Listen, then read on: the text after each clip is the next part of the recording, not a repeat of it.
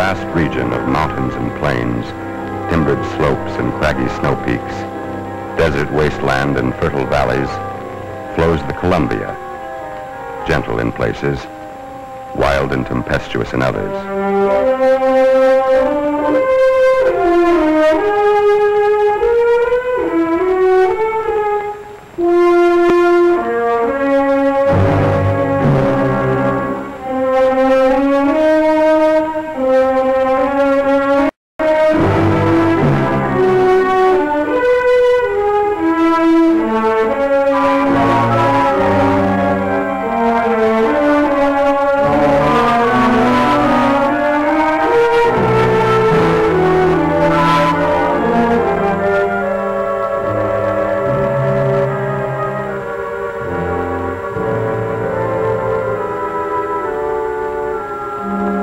Endlessly moving, never resting, the Columbia carves its way through two great mountain ranges, coursing more than 1,200 miles, dropping more than 2,700 feet to spill its force into the Pacific.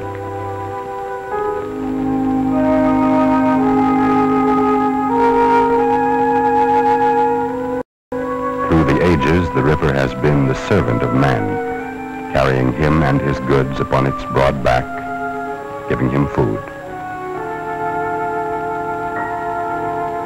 Along its banks are the ancestral fishing grounds of Northwest Indians.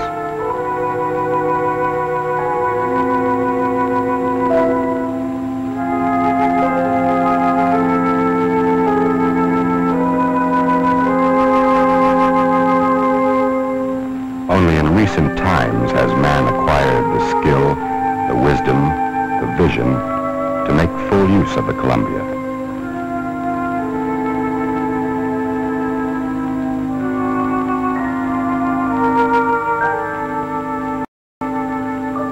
The Columbia River Basin, with almost a tenth of the land area of the United States, is opening new opportunities for enterprise as its rivers are developed.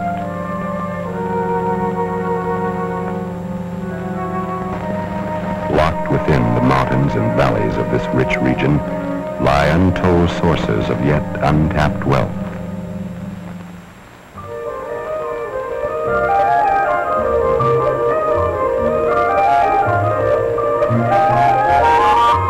Late in spring and summer months, when waters of most rivers are low, melting snows of the Rockies feed hundreds of creeks and streams pouring into the Columbia. Unchecked in their prodigious descent, the rushing waters mean waste.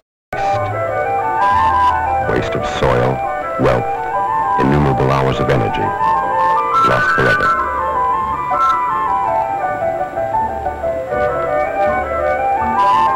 Pacific Northwest, a region short of coal, oil, and other fuels, must look to the river for its principal source of energy, in the power which falling water can generate.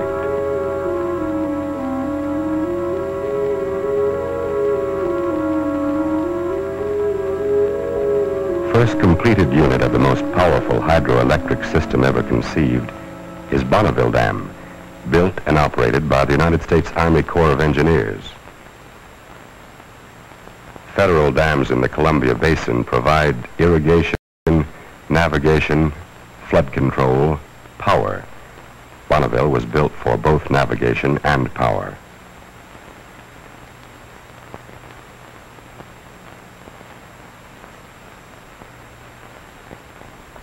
Locks with a lift of 70 feet raise ships and barges to help them reach inland ports hundreds of miles from the sea. Mile-long ladders help migrant fish in their journey from the sea to freshwater spawning grounds.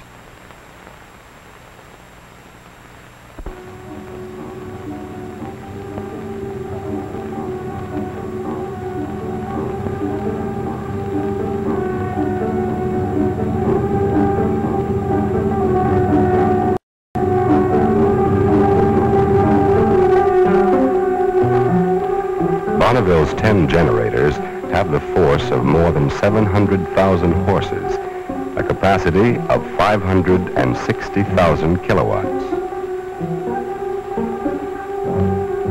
560,000 kilowatts when there is enough water to spin the turbines. During many months, there is more than enough water, but late in the year, many streams begin to dry, and dry streams won't turn generators.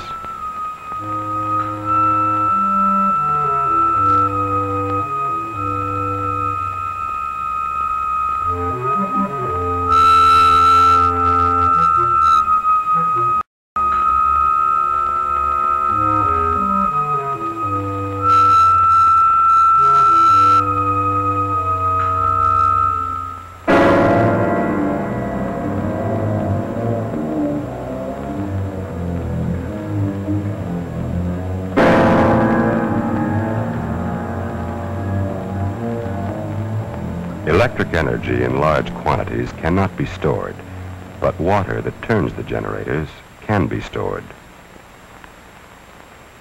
When the river waters slow down, Bonneville must look to the storage reservoirs upstream for more water to turn the generators.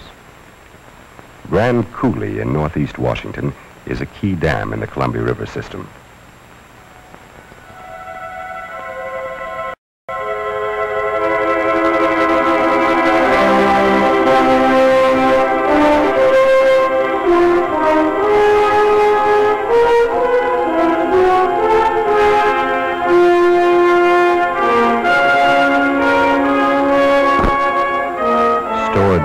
From above Grand Coulee, released when needed, keeps downstream run-of-the-river dams operating at increased capacity. During World War II, Grand Coulee was the world's greatest power producer. It yielded for defense billions of kilowatt-hours of electric energy. To do the same work with human muscle would take 1 million men pounding with sledgehammers nearly 100 years.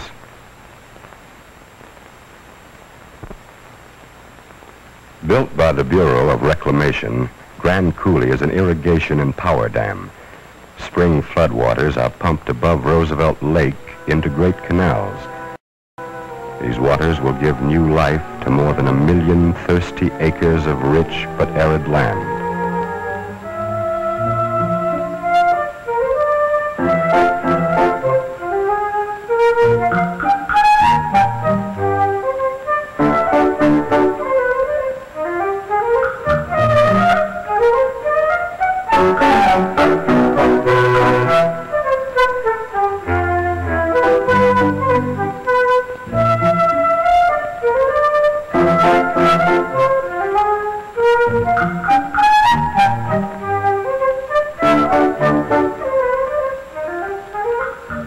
Water, which would have been wasted, will provide food and jobs and better living for thousands of new families in the Pacific Northwest.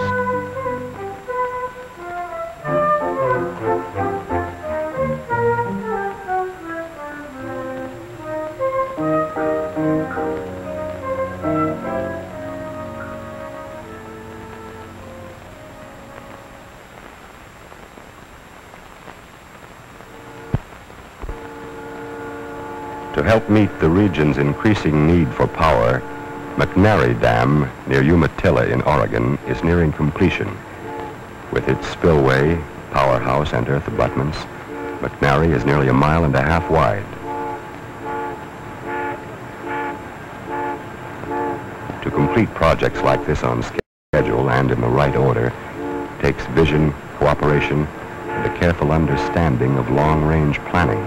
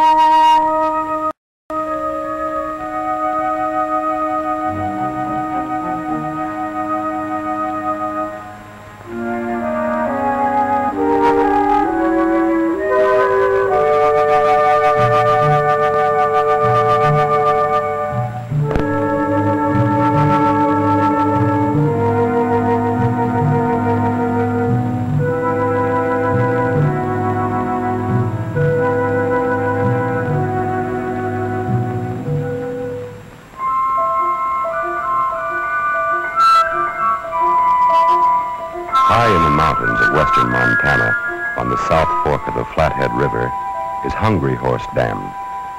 Waters held from the floods of late spring and early summer will be saved for fall and winter months when power demands are greatest.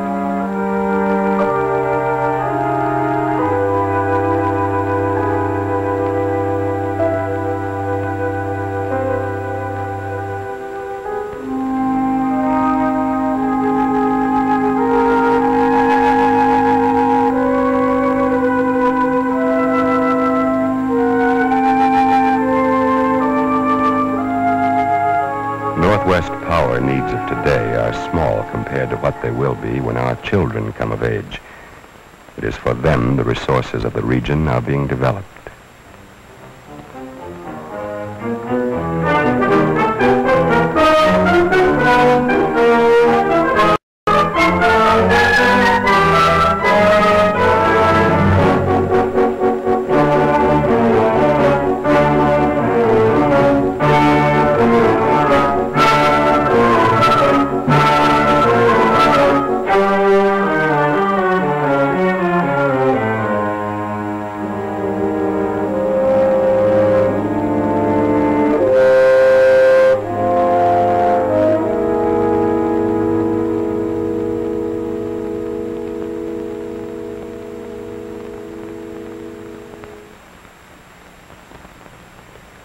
Operated as an integrated system, the river can yield many millions of dollars in extra benefits.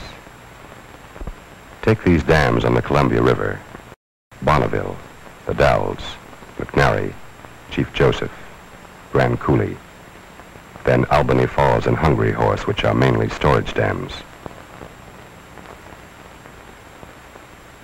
During summer months, when there is more than enough water to operate downstream generators, these dams hold back and conserve excess water. In the fall, when streams begin to run low, Hungry Horse goes to work. The stored water flows through the generators and heads downstream to Albany Falls, where it is used a second time. The same waters continue through generators at Grand Coulee. Hungry Horse water is again used at Chief Joseph, then at McNary, and on to the Dalles. Finally, the same waters reach Bonneville and increase generation. As more water is needed, Albany Falls starts releasing its storage. This water follows the same pattern of use over and over again downstream. Next, the huge reservoir of Grand Coulee starts releasing its 5 million acre-feet of storage to supply downstream power plants.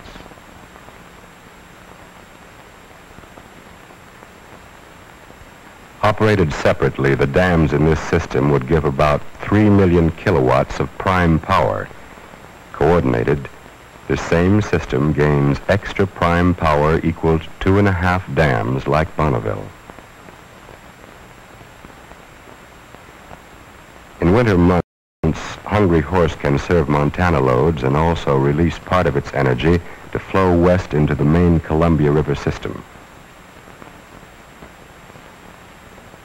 In the spring, when Columbia waters are high, power from downstream flows east over the transmission system to serve Montana loads while the reservoir refills. In this way, the entire region receives more year-round power than Hungry Horse operated alone could provide. With the transmission system, energy that would otherwise be wasted is used to serve regional loads while the reservoirs refill.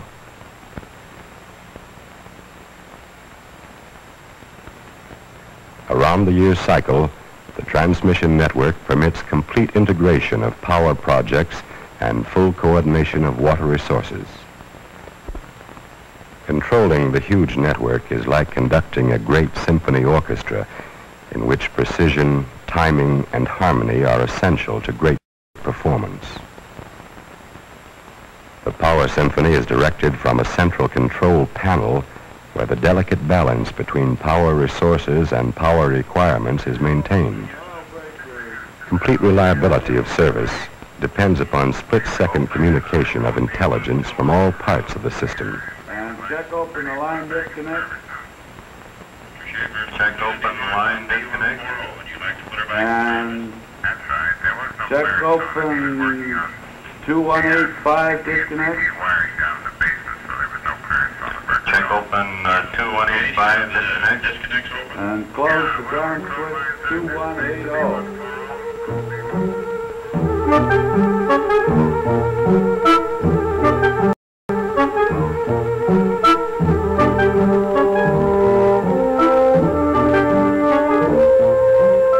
Free enterprise works hand in hand with government to build up a region's economy, creating new jobs, new opportunities for processing and fabrication enterprises, millions of dollars in new taxable wealth.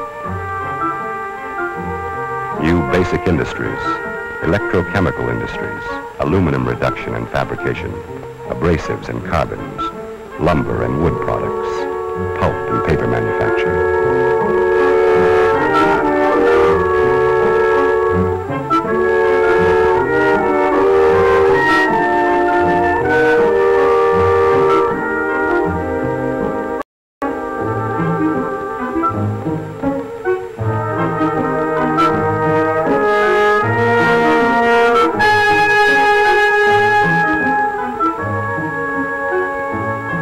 New families, new farms, new towns, new industries, new services, all creating heavier demands for cheap and abundant power. Portland, Seattle, Tacoma, Spokane, metropolitan centers all thrive under the new impetus, the reawakening of the Pacific Northwest.